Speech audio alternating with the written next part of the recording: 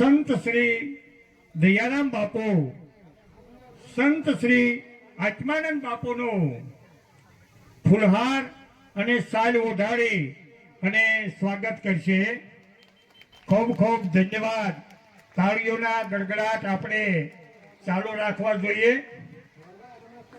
ત્યારબાદ આપણી વચ્ચે કિશોરગીરી બાપુ, આપણી વચ્ચે કિશોરગીરી બાપુ કામનાથ મંદિર વરલ, તેમના પૂજારી શ્રી ઉપસ્થિત છે. તો દયારામ બાપુને વિનંતી કરું કે કિશોરગીરી બાપુનું સ્વાગત કરે.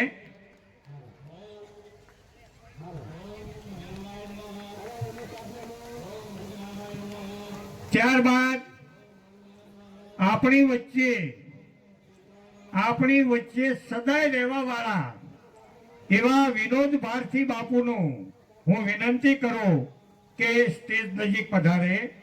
વિનોદ ભારતી બાપુ, તમને કદાચ એમ થશે કે વિનોદ ભારતી બાપુ કેમ સ્ટેજ ઉપર ન ગયા, તો એ અખાડાના સાધુ છે એટલે એ કોઈ જેવા સ્ટેજ ગ્રહણ કરી શકતા નથી. એટલા માટે એનું સ્વાગત આપણે નીચે જ કરાવ્યું છે. એવા લાલા બાપુનું સ્વાગત પરમ પૂજ્ય સંત શ્રી દયારામ બાપુ ફુલહાર અને સાલ ઓઢાડીને કરશે. ખૂબ ખૂબ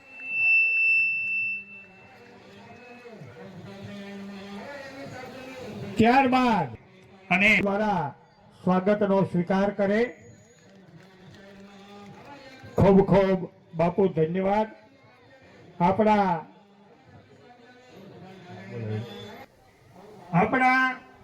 આશ્રમની અંદર એટલી બધી વિવિધ પ્રવૃત્તિઓ ચાલે છે, ખૂબ પ્રવૃત્તિ ચાલે. દાતા પણ આપણી વચ્ચે ઉપસ્થિત છે. ખૂબ દાન આપ્યું છે આશ્રમને, ખૂબ દાન મળ્યું છે.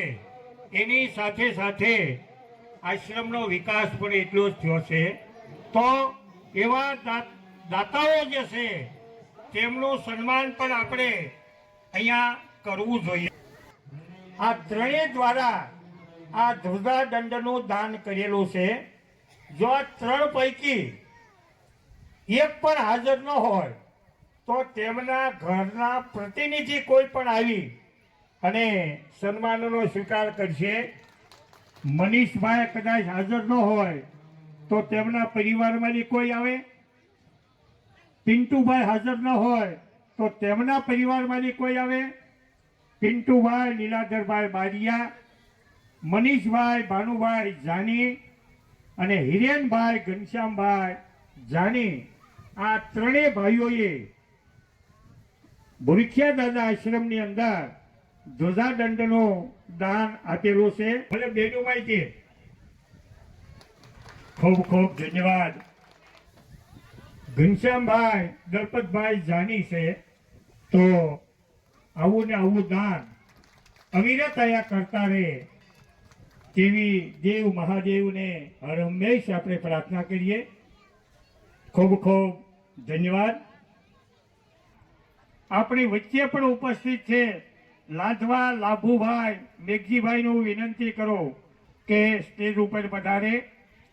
તેમની સાથે ઘનશ્યામભાઈને પણ વિનંતી કરો કે તેઓ પણ પધારે. બંનેનું સ્વાગત કરવાનું છે. હિરેનભાઈ, ઘનશ્યામભાઈ, લાભભાઈ અને તેમણે 51,000 રૂપિયામાં અર્પણ કરેલા છે. 51,000 જે આશ્રમની અંદર સુવિધા થઈ છે તેમાં 51,000 રૂપિયાનું દાન અર્પણ કરેલું છે. મોડાસા ગ્રુપમાંથી ફક્ત 2 જ ભાઈઓ આવ્યા છે.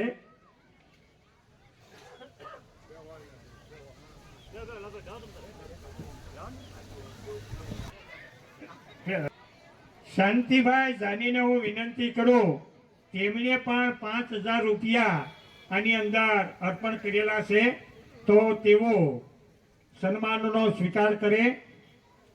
5,000 રૂપિયા શાંતિભાઈ પ્રેમજીભાઈ જાની તરફથી આ સુવિધામાં મળેલા છે. ત્યારબાદ 5,000 મેં પણ આપેલા.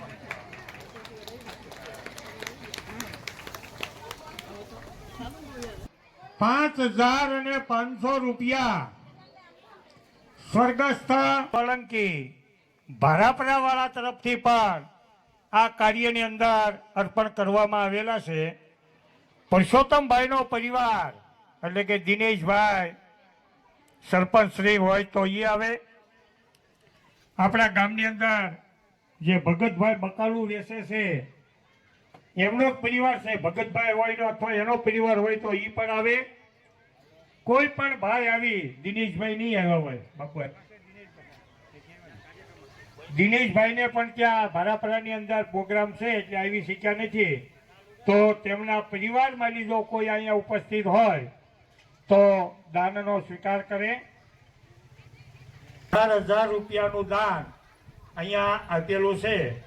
પણ પોતાના ગામની અંદર પણ આવો જ પ્રોગ્રામ ચાલુ હોવાથી તેઓ અહીંયા ઉપસ્થિત રહી શક્યા નથી. ત્યારબાદ ગીતાબેન નિલેશભાઈ જાની.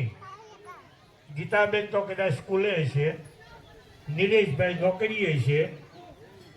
તો તેમના પરિવારમાંથી કોઈ હોય તો એમણે પણ 2,100 રૂપિયા આ કાર્યની અંદર અહીંયા અર્પણ કરેલા છે. તો ગીતાબેન નિલેશભાઈ જાની સ્ટાઇલ લાડી જે કાંઈ જોતું હોય એ, અને કડિયા એમ કે 3 પેટી લેતા આવવી જોઈએ. 3 પેટી ભાવનગરથી લઈને દેવા આવે ત્યારે એમ કે હવે 5 જોહે તો 2 પાછી લઈને આવે. તો આવું જ એને દાન કર્યું છે. ખૂબ લગભગ 1.5-2 લાખ રૂપિયા સુધી લાડી સ્ટાઇલના થઈ ગયેલા છે. તો એવા જો અહીંયા હોય તો રાજુભાઈ જાની છે. રાજુભાઈ નો પધાર્યા હોય તો એમના પિતાશ્રી કેવી શેઠ અહીંયા પધારે. અને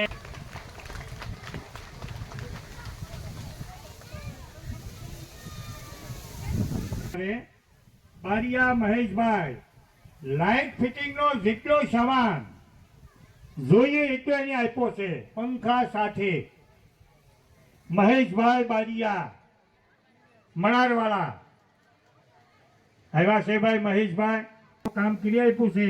એવા અંતુભાઈ કેશવજીભાઈ જાનીને હું વિનંતી કરું કે સ્ટેજ પાસે પધારે.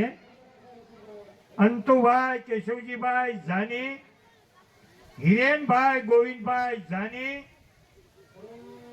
અને અનિલભાઈ કાંતિભાઈ જાની. આ ત્રણેય ભાઈઓએ અહીંયા લાઇટ ફિટિંગનું કામ આશ્રમની અંદર જ્યારે બોલાવ્યા ત્યારે આવીને ફ્રીમાં કરી દીધેલું છે. તો ત્રણેય ભાઈઓ અંતુભાઈ, હિરેનભાઈ અને અનિલભાઈ ત્રણે અહીંયા છે. હો ભાઈ, કોઈ પણ આવું અહીંયા